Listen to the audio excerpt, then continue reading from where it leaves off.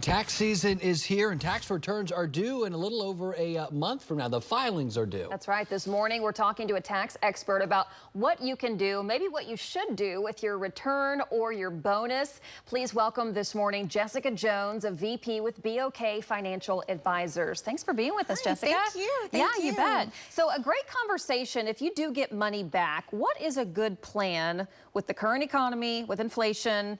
What is the best route to spend that money? Yeah, so we are at that time of year where some are getting tax returns or maybe you're getting bonuses from last year through your employers. And it's a great time to take advantage of all the different things we can do to save now, later, and even more long term. Very first thing that I always recommend is having that emergency fund. So taking part of that bonus, taking part of that tax return, and putting it aside into an emergency fund, which I define as at least 3 to 6 months of monthly expenses. Okay. Set aside in an account that's quickly accessible, that you can get in the event of an emergency, so that you're not resorting to those high interest rate credit cards, right?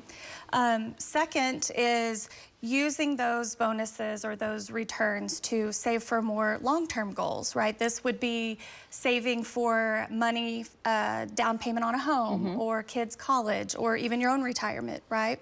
Putting those funds away. Now, long-term savings takes patience, and you may not see it accumulate quickly, but it is very, very worth the wait in putting those funds away. And because of compounding, this can have a great impact on your financial future, right? You mentioned an emergency fund so you don't have to use those credit cards. What if you have used a credit card and now you've got some extra cash? Should you work on paying those off or maybe saving up? That's a good question. Yeah, so that's actually one of the 4 things that I suggest, and that is paying down those debts, especially the higher interest rate ones that you have first, or consolidating to lower interest and slowly paying those down. I would suggest consulting with a financial professional or a financial advisor on what is going to be the best strategy for you, what order you do these things in, saving for your emergency fund or your long-term future, paying down the debt. That's really more specific, I would say, to your personal plan. But I think that having that emergency fund in place is pretty priority, having that there. And of course, I mentioned 4 things, those are 3. The 4th would be putting money towards your retirement accounts. Those contribution limits are higher now in 2024. So being able to max out those contributions is really important too. So if you have a traditional IRA or a Roth, you can contribute up to $7,000 to that. And if you're over 50, then you get an additional catch-up contribution of $1,000.